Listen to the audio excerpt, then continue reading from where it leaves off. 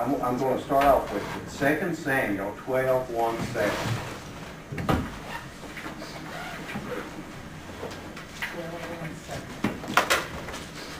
This is where God sent Nathan to David after David had committed adultery and arranged for Uriah to be killed in battle.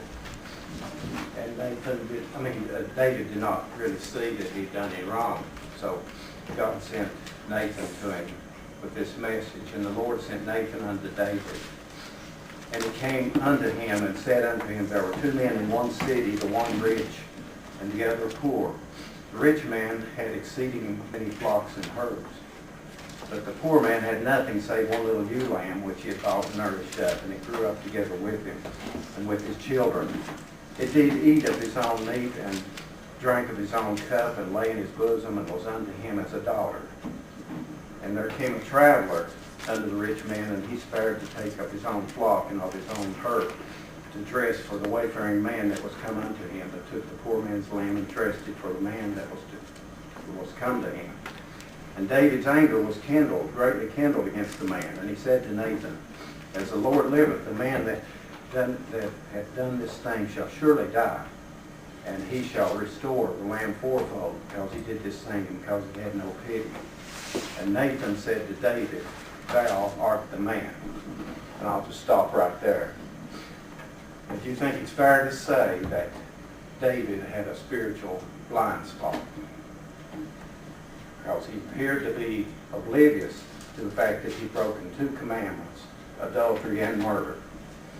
And so if David, a man after God's own heart, had such a spiritual blind spot, then what about us? But we shouldn't forget that David, in the end, after he admitted his mistakes, he repented, and he left with us one of the most beautiful psalms that there is, Psalm 51, which is in our psalm book as In Your Loving Kindness, Lord. So each time we sing that, we are really singing Psalm 51. Now, if I can prove to you, or better yet, if you can prove to yourself that each of us has a literal, physical blind spot, then that may help us become more aware of our spiritual blind spots like David had. Romans 1:20 tells us that we can better understand things which are invisible by the things which are visible. So if we can actually see that we have a physical blind spot, then it'll make us aware of our spiritual blind spots, hopefully. And years ago, probably is in the early 1980s, there was an article, and I think it was in the Good News magazine, which was the old worldwide church days. And I think the title of it was, Do You Have a Spiritual Blind Spot? And I'm pretty sure that article appeared around the time of Passover and unleavened bread, when we supposedly examine ourselves. Now, apparently I never kept a copy of that article, but I do remember an experiment that was described in that article, because I used to use it with my students, trying to prove to them that we have a physical blind spot, and trying to keep them from maybe running out the road, or later on when they got their driver's license, pulling out in front of a car or something. The experiment proves that each one of us has a literal physical blind spot. Now, for a long time, I never realized that we really had an actual blind spot. I used to think that was just something people said. When somebody had a car wreck, they would say it was because of a blind spot. And I took that to mean that it's a part of the car. It's like those bars that come down and all, and you can't, maybe they couldn't see a car coming. I thought that's what they meant. And that is probably what they meant, and that is a blind spot.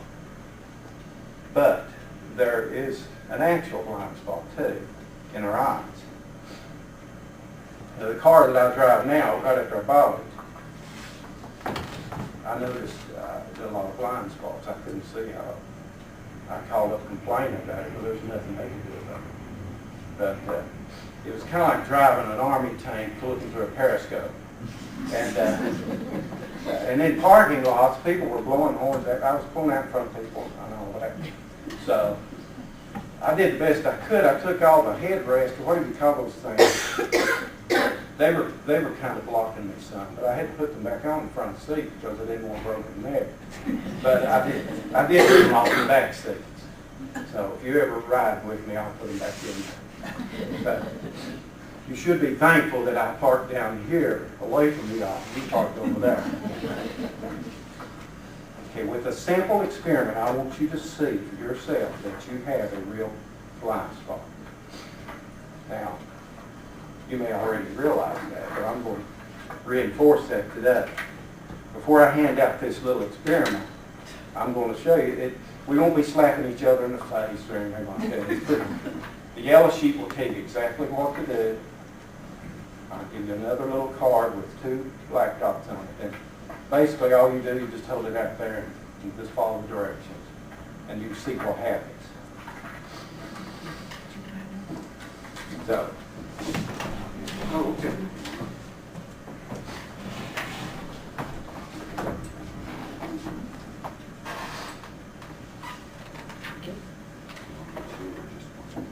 So, while he's handing those out, we'll draw. Not just for fun, this is part of what I'm going over. I'm not an artist. I wish Christy were here. She could do the job. We'll draw something that looks like an eyeball.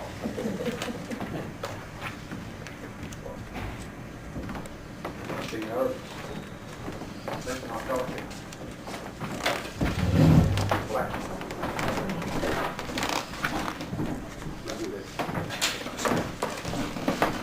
But after you get that, try that experiment and see what happens.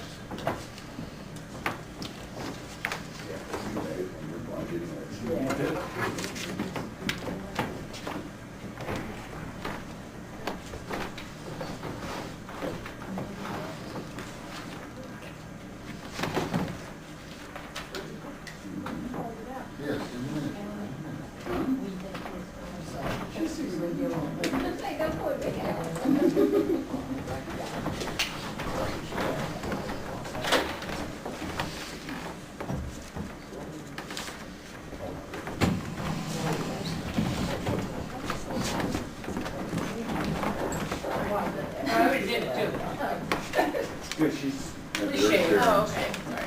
I'm not sharing well, though.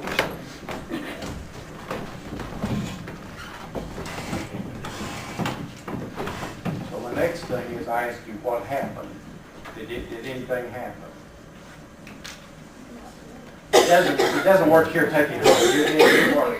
What does it, okay, that left spot, was it disappeared? Is that what it was? Yep. Okay. And I even put a little note on there, if you could even switch it around, change all the rights to left, it'll do the same thing. It should have disappeared. Okay. So we do have a blind spot. And I think until I read this article, I always thought that was just an expression. I didn't know. Maybe they taught me that in college. Maybe I wasn't listening. I don't know. But I'm going to try to explain how that happened. And don't go to your eye doctor and tell him my name about it, because I'm going to put this on 3rd, 4th, or 5th grade level, not because of you, but because of me. Now, usually there's a screen here somewhere. Is there? Yeah, right there, you see that black switch? Yeah. You just pushed it down. Well, I won't do that, but anyway, we'll pretend it's here.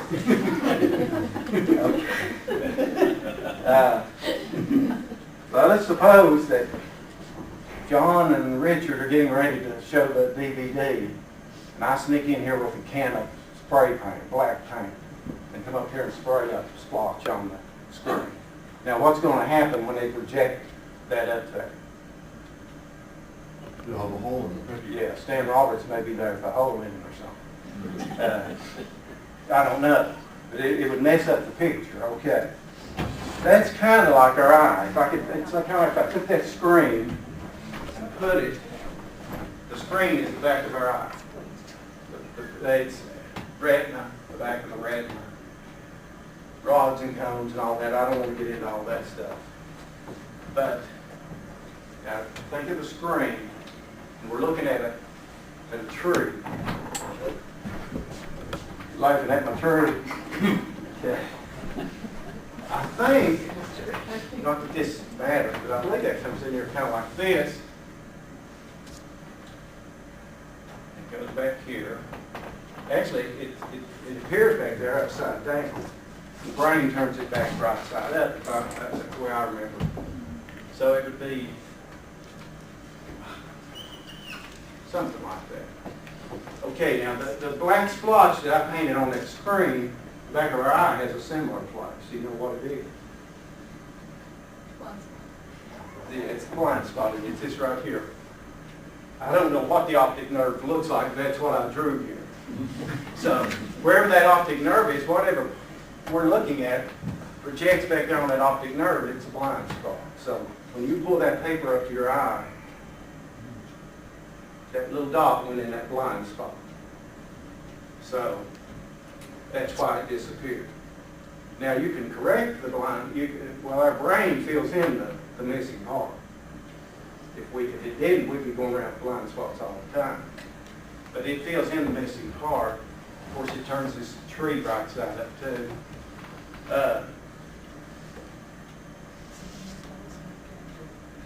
And the way you overcome that, like you're pulling out in traffic, you just move your head a little bit. That way you can avoid pulling out in front of cars. If you move your head just a little bit, it'll come out with a black spot because it happens so fast you don't notice it. Okay. Oh, I wrote a little note here. I have an idea. You know, it might be a good idea if they incorporated this into a driver's license test to prove to people that you have a blind spot. It might save a few accidents.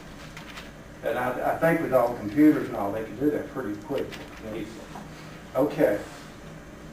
Get back to the spiritual side of it. I remember I've got a tape at home, Garner Ted Armstrong, and I can just hear him say this now because I must have listened to tape over and over.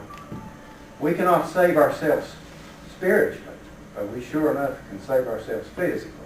You ever heard him say that? Well, this blind spot activity can have dual benefits too. Physically, like I said, if you're aware of it, it might keep you from pulling out in front of traffic or falling or something like that if you move your head.